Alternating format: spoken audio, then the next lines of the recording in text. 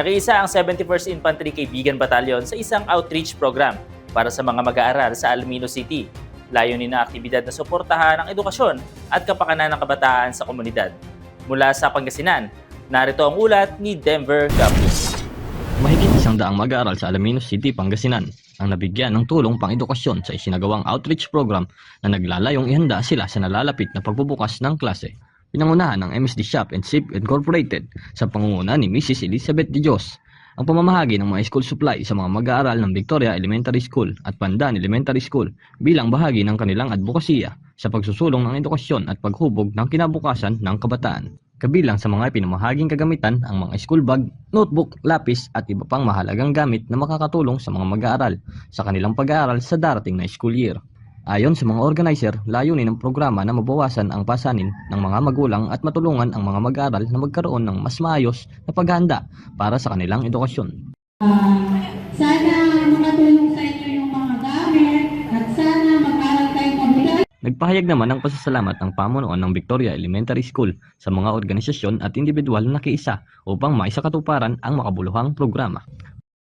Use these gifts wisely, study hard, and always do your best in school. Once again, welcome and thank you to everyone who made this event possible.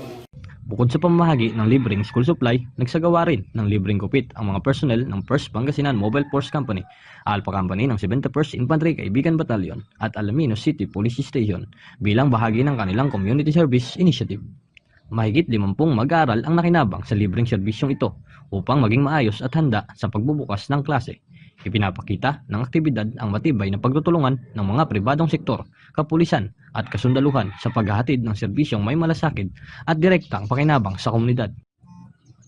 Sa pamamagitan ng sama-samang pagkilos ng iba't ibang sektor, muling naipapakita ang diwa ng bayanihan at malasakit ng pagbubukas ng mas maraming oportunidad para sa mga kabataang Pilipino na makamit ang kanilang mga pangarap sa pamamagitan ng edukasyon. Ako po si Arlene Cipelidoy, isang guro ng Pandan Elementary School. Nagpapasalamat dahil sa binigay pong school supply ng MSD at libreng gupit ng Alpha Company, Philippine Army at ang PNP Alaminos.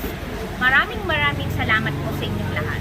Patunay ang matagumpay na outreach program na ito na kapag nagkakaisa ang pamahalaan, pribadong sektor, kapulisan at kasundaluhan, mas maraming buhay ang nabibigyan ng pag-asa at pagkakataong umunlad.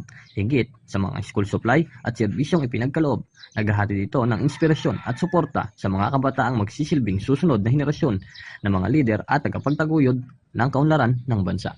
Mula rito sa Burgos, Pangasinan, ako si Denver Gapus, ang inyong pamilyang kaugnay para sa matatag na hukbong katihan ng Pilipinas.